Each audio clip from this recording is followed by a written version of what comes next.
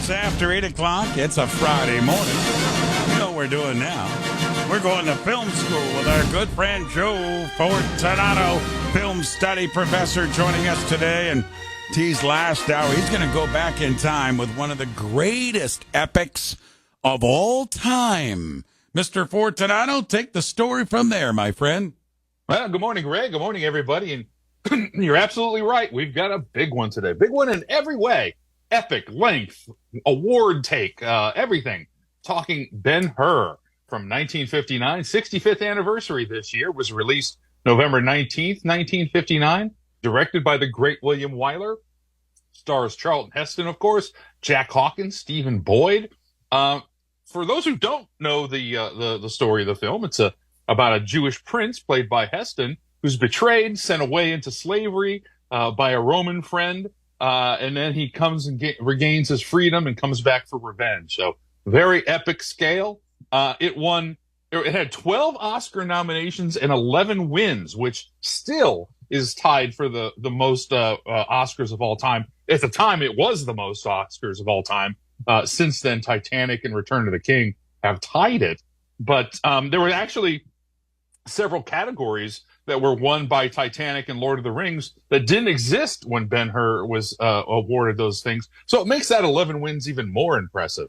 Like I said, it won pretty much everything except adapted screenplay that was out for this year. It was the first film to sweep all the technical awards at the Oscars. So it is literally one of the most awarded films of all time.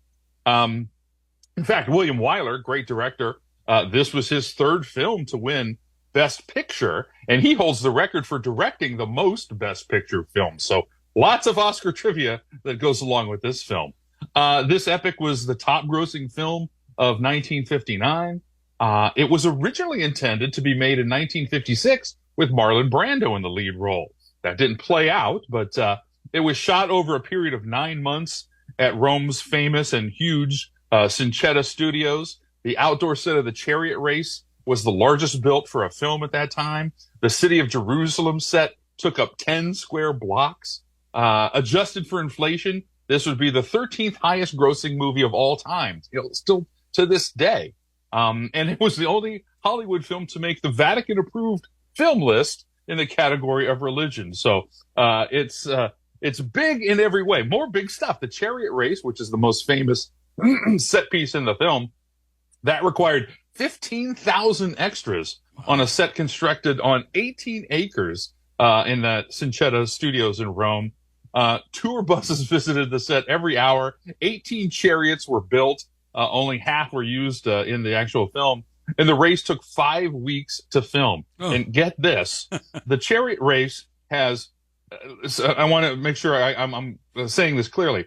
It has a 263-1 cutting ratio. What that means is there was 263 feet of film for every 1 foot used, which is probably the highest for any sequence ever filmed. So they shot so much film on that sequence and used a foot, and it still is one of the most massive things of this day. In fact, that was about a fourth of the entire budget was the chariot scene, and it took 10 weeks to shoot. That was the era of the large extras cast, right? And you mentioned, that was one of my questions to you, how many extras? Boy, they really filled them up when you're talking about that many. Oh, absolutely. And, in fact, we tend to think a lot when epics, we think of David Lean, who did Bridge on the River Kwai and Lawrence of Arabia and stuff like that. He kind of got known for that. William Wyler was so impressed with David Lean's work on Bridge of the River Kwai, he asked him to direct the chariot sequence. And Lean would have received full credit for that job. And he declined the offer, saying that William Wyler was a truly talented director and he could certainly pull it off himself. So it almost would have been directed by David Lean. Before I get into some casting, I do want to share one little anecdote about the chariot sequence. Charlton Heston worked with famed stunt coordinator Yakima Canute, who's a Hollywood legend.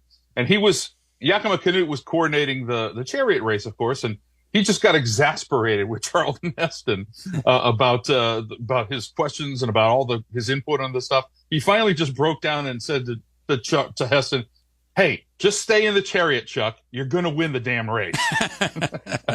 Which I think is a great little anecdote there.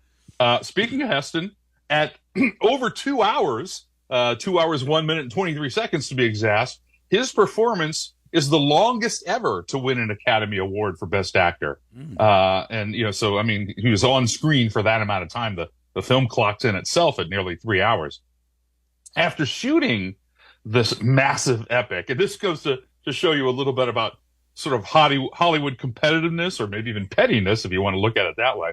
After shooting, the studio ordered the dismantling of all these huge sets, which cost about $150,000 just to dismantle, partially to sell off whatever they could and make some money, but partially to prevent producers of low-budget Italian epics from using those sets. They didn't want, these low-budget knockoffs to be using these big, expensive sets that they had constructed for the film.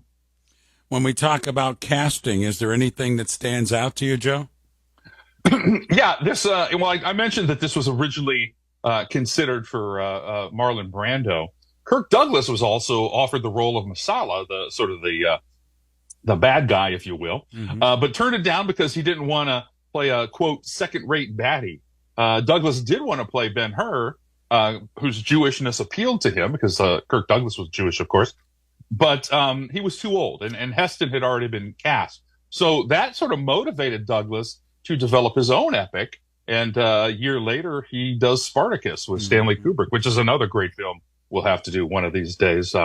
Paul Newman was offered the role, turned it down because he'd already done a biblical era film called The Silver Chalice, hated the experience. He said, I don't have the legs to wear a tunic.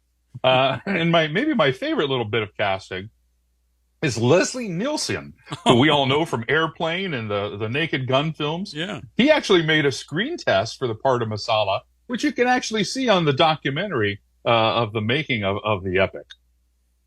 Ben-Hur, one of the classics, and as Joe mentioned, opened up this week, going back to 1959. Big, as Joe said, and he's spot on in many different ways. Yeah, I'll tell two quick anecdotes before we move on. But the epic, like I said, it was such a big undertaking. And one of the sort of the famous lines, if you will, in the film is one of the Roman guards saying to the slaves, "No water for him." And that became a catchphrase for the remainder of the shoot with the crew. Whenever someone made a mistake or one of the actors or crew members screwed up, everybody on the set would shout, "No water for him," which is kind of amusing. And this is sort of interesting to me because this was not the era you would expect this kind of thing. But Ben-Hur generated about $20 million for merchandising, including books, toys, candy, perfume, neckties, chariot-shaped tricycles, and Ben-Hur and Ben-His bathroom towels. So you think of that as a much more modern thing, and they were doing that kind of stuff for Ben-Hur. There you go, Film School with Joe Fortunato, film study professor. Joe will not be with us next week. It'll be the Thanksgiving vacation, so we won't be here with you next Friday morning. But the following week, Joe and I will be getting together at Jilly's on Saturday, December 7th for our big holiday film school. And Joe, you're going to talk about Die Hard, the Christmas movie. Absolutely. And I always love when we get down to Jilly's and do our live version of Fortunato Film School. So once again, that is December 7th, Saturday, December 7th, Jilly's downtown, near Luigi's downtown, if you know where that is. Anyway, the brunch will be served at 11 a.m. The film will start at 12 noon.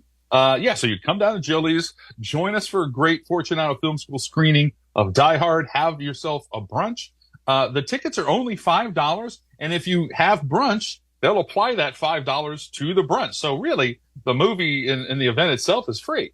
And that is, like I said, December 7th. If you want to get tickets, you can go online to Facebook and look up Fortunato Film School Live, and that should pop up as an event. Or you can go to Jilly's website, and they have a calendar link on there where you can buy the tickets. And you want to get your tickets soon, like now, because we won't be talking about it next week, because tickets are reserved. They're, you get to choose your location where you sit. So you want to have the the best choice. Get your tickets now and early. And just a quick summary. I know we've talked about this before, but if you've never been to one of these things, it's a lot of fun. Ray and I will talk about the film for a couple of minutes beforehand. Then we'll screen it together, and I will do live commentary on the film, pointing out movie mistakes, production stories, a little bit of trivia. It'll be a lot of fun. So if you already know and love Die Hard, come down, watch it, and learn some more. And if you've never seen Die Hard, well, what's going on there? You got to check that one off the bucket list and come down and join us. And again, tongue in cheek, the pop culture debate, whether Die Hard is a Christmas movie or not. We can certainly talk about that, but we're going to have a lot of fun, and we're calling that our holiday edition of Fortunato Film School, December 7th. Yeah, Joe does a great job with it. It's a lot of fun. And last time we did this was in the middle of the summer in Jaws, and there was not an empty table in there. So Joe's exactly right. Reserve your tables today. We have a feeling these tables will all fill up. We're going to have a lot of fun. That's Jilly's on December 7th. The brunch will start at 11, and we'll start the movie right at 12 o'clock noon. Hey, my friend, have a good Thanksgiving. We'll talk to you after the holiday, okay?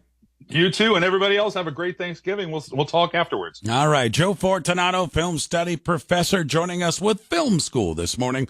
93.5, 1590 WAKR. Here's